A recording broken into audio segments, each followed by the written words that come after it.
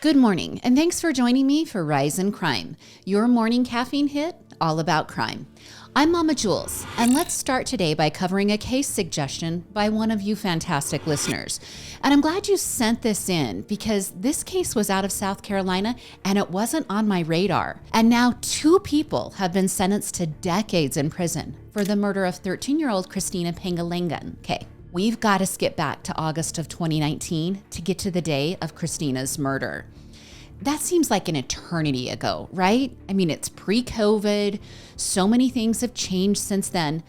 But what hasn't changed is people putting their wants and needs before others. And Christina's mom did just that. Okay, on that hot summer day, 49-year-old Rita Pangalangan and her boyfriend, Larry King. Okay, yeah, not the famous Larry King, just someone who shares his name. Okay, they seemed to want some alone time. And alone time was difficult to come by because 13-year-old Christina is special needs. Christina has cerebral palsy, and her diagnosis was so severe that she could not speak and she was confined to a wheelchair. Okay, if you guys are listening to this podcast, that's awesome, but I want you to take a moment to check out the pictures of Christina, either on the YouTube channel or on the Instagram page. And I want you to do that because she's an angel. Her sweetness radiates even through photographs, but she has special needs, which means her care is special care. And that must have just been too much for Rita on that hot August day. Okay, in the morning hours of that hot August day, Larry buckled the sweet Christina into the back seat of the Volkswagen Jetta parked outside of his home. And then the two leave her in there. See, the two were having what appears on the security camera footage to be having sort of a little tiff with each other. Okay, Larry said he had told Rita to leave because she had been cheating on him and he was frustrated. And apparently that's why he buckled Christina into the car to make Rita leave, but Rita did not leave. They just simply ignore Christina, who cannot walk or talk, and they leave her locked in the car while Rita and Larry swing on the porch swing. And at first they're just talking. And eventually the tiff softens and the two begin hugging and kissing. And then after about an hour of this, Rita walks to the car. She is going there to check on Christina, but she finds the car's locked. So she only just looks inside through the window, and then she walks away and into the house. Now the two left Christina in the car for the next 3 hours while they used drugs and had sex in Larry's house. And yeah, 3 hours during the hottest part of the day. Okay, finally, at 3 p.m., the two emerge from the home and they check on Christina. Now the doors to the Jetta, they're still locked. But instead of breaking a window to the Volkswagen, the two just leave the property for another hour. They then return with another set of keys and they open the car that Christina has been literally baking in. Okay, at this point, Christina is dead. And Larry pulls her from the car and lays her in the tall grass before calling 911. When first responders arrived, they confirmed that Christina had died from her time in the hot car. Her body temperature was recorded at 110 degrees, and the car was believed to be 135 degrees inside. Now, first responders also confirmed that upon arrival on the scene, Larry was still on the phone with 911, and Rita was inside Larry's home. Now, the two were charged with murder and jailed in Colton County. Both made bond, and they've just been living their lives up until the trial last week. Okay, remember how I said there was life before COVID and then there's life after COVID? Well, life after COVID means you wait 4 years before facing trial for the crimes you're being accused of. So while playing that waiting game, Rita's other adult daughter, Ashley, well, she never wavered in her support for her mother. In fact, she told reporters after Rita's bond hearing in 2019 that she wasn't mad at her mother. She said that losing Christina was punishment enough, and that her mother having to live with that loss was enough. She also said that if anyone deserved to go to heaven, it was Christina. Okay, look, you guys, I'm religious. I believe Christina is in a glorious heaven where her body has been made whole, but I don't believe I get to decide when it is Christina's time to leave this life and move on to the next. And I don't think that was Larry and Rita's decision either. Now, when the two faced trial last week, prosecutors did not hold back on their condemnation for the pair. Solicitor Duffy Stone told the court that the two deliberately left Christina in the car like baggage, and they called investigators, which testified that both Rita and Larry had meth in their system upon arrest. The state also played the entire 4-hour and 41-minute security footage captured by Larry's cameras attached to his home. Now the footage shows the canoodling, the activity around the car, the complete disregard when they left after 3.5 hours to fetch another set of car keys. And Solicitor Stone asked the jury if Christina even crossed the minds of Larry and Rita on that day. He said the two were only interested in each other. They were interested in kissing and hugging and spending time with each other and having sex. He then challenged the jury to identify a single time in the 4 hours and 41 minutes where Larry and Rita demonstrated any regard for Christina's life. Now, it took the jury just over 2 hours to find both of them guilty of murder. Here, I'll let you listen as the verdict is read to Rita, and then you'll hear her reaction. We, the jury, in the above caption, on the charge of murder of Christina Ann Pangalani, find the defendant guilty. Oh my God! Oh my God! We, the jury, in the above caption case, on the charge of great bodily injury of a child, we find the defendant guilty. Oh my God! Okay, now after the verdict is read, and as Rita is rocking back and forth in her courtroom chair, she is mouthing the words, "I'm sorry," to her family that is seated in the gallery. And when Larry's verdict is read, he just stands there emotionless. Well, the next day, Circuit Judge Clifton Newman sentenced Rita to 37 years in prison. He then sentenced Larry to 32 years in prison. He told the two that this case was not traditional murder. He said it's not the pull out a gun and shoot someone in the head kind of murder. But he said the conduct of the two was so extremely reckless that it constituted a willful disregard for human life, that it absolutely constituted murder. He then told the two that as bad as Larry's conduct was that day, that Rita's was worse. He also said if it had not been for drugs, neither of them would most likely be in that courtroom. And it does seem that Rita had been spiraling for a few years. Just 9 years ago, Rita had been named the 2014 Teacher of the Year at Walterboro's Black Street Early Education Center. But immediately following her arrest in 2019, the South Carolina State Board of Education suspended her educator license.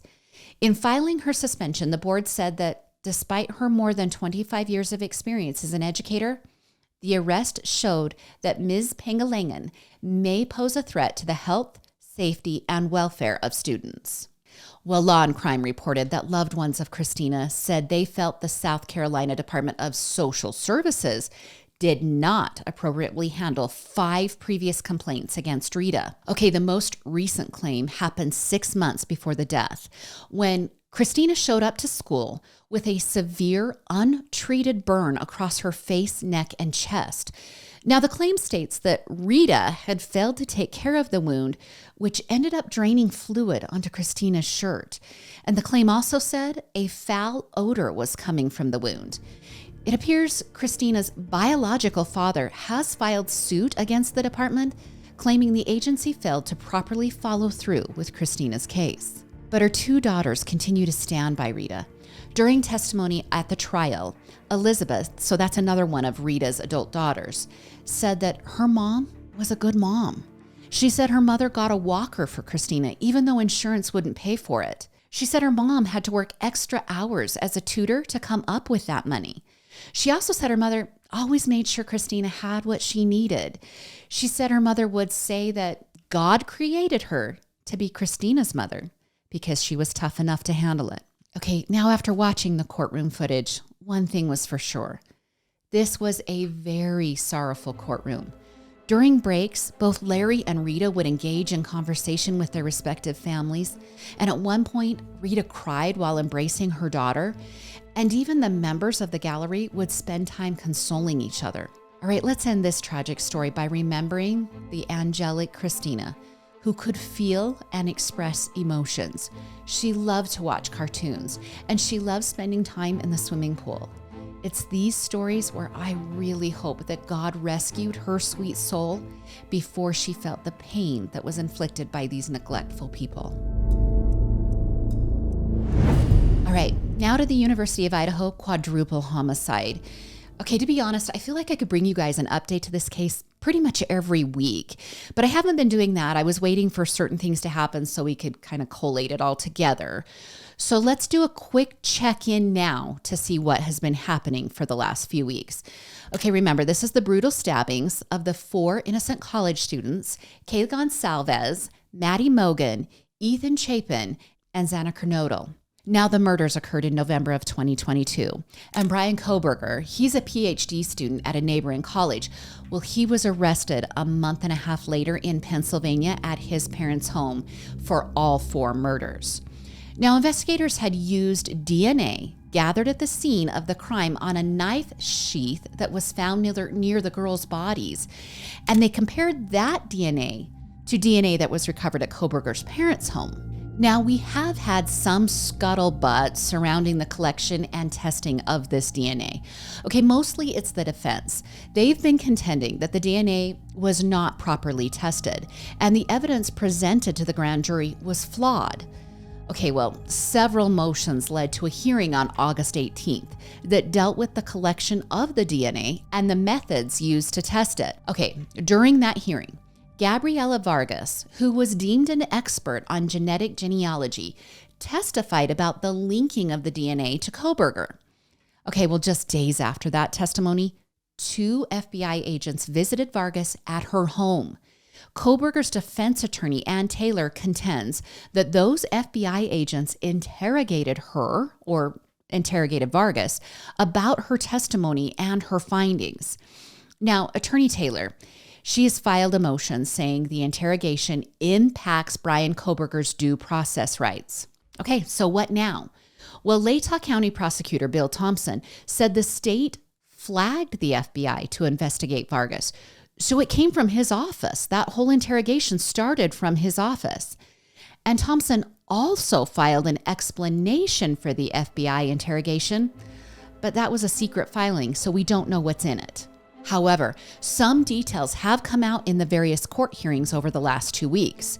Okay, Prosecutor Thompson has said that some of Vargas' colleagues have told people that she's going to change her testimony.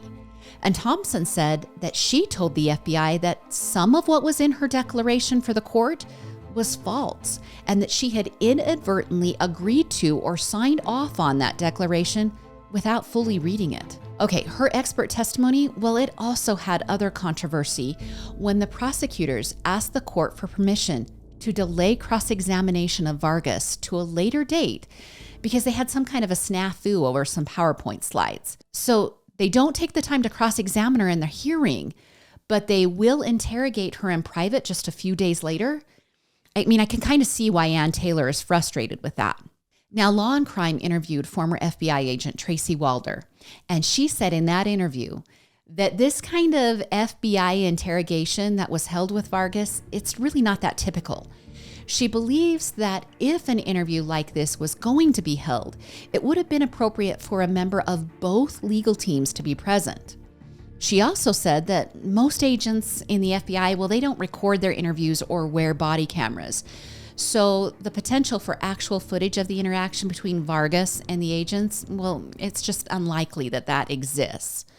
Now, is the follow-up with Vargas by investigators out of bounds? Actually, it's not. They can do this kind of, I guess you want to call it interrogation with witnesses.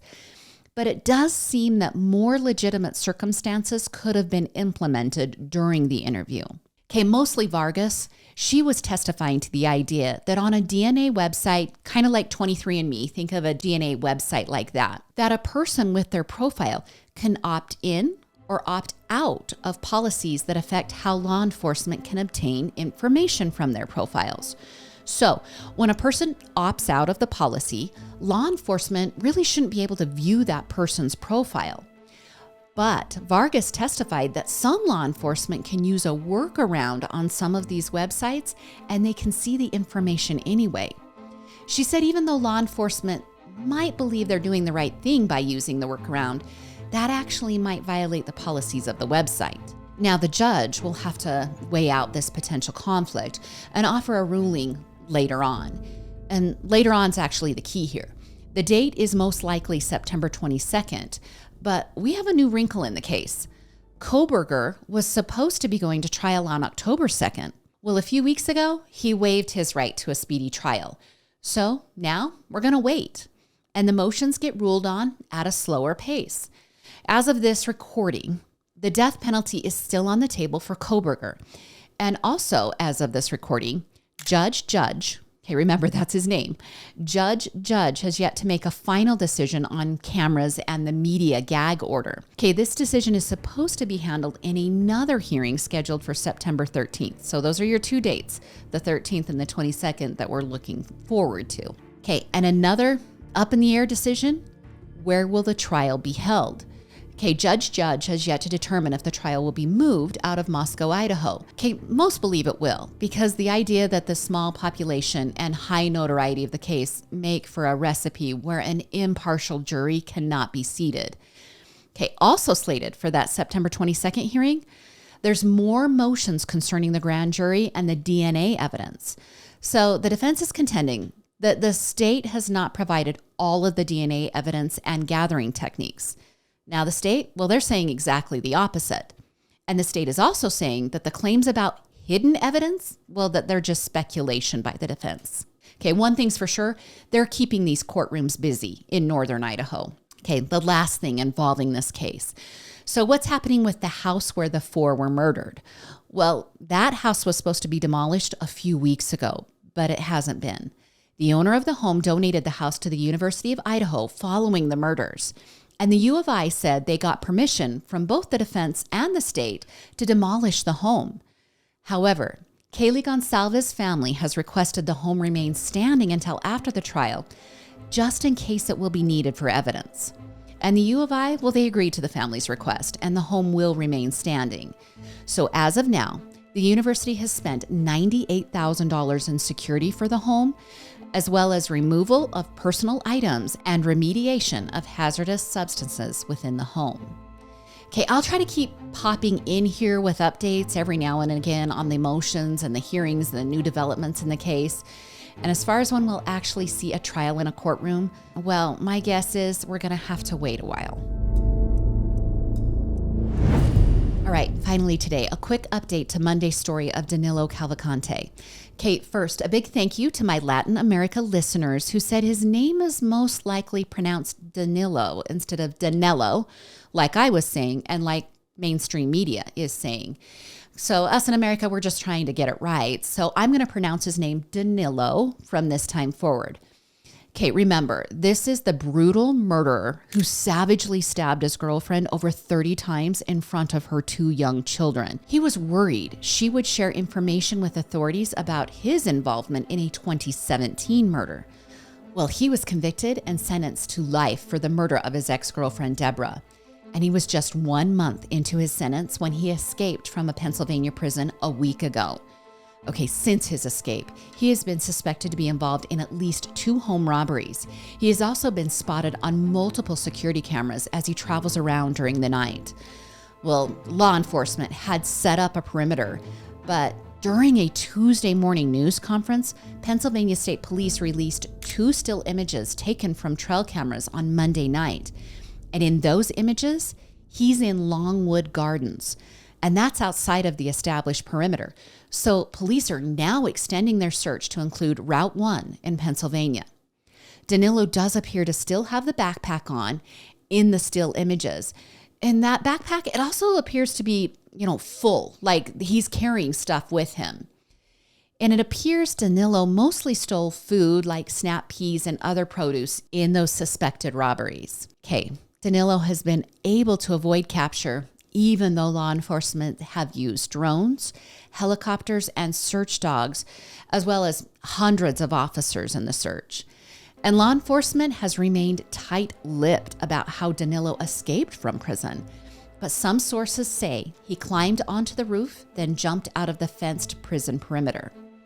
Chester County District Attorney Deb Ryan reiterated to the public to lock their doors and to remain inside.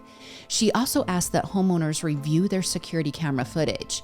A $10,000 reward is being offered for information leading to his capture. And Ryan also said Danilo is a dangerous man and should not be approached. She requested anyone who sees him to simply call 911.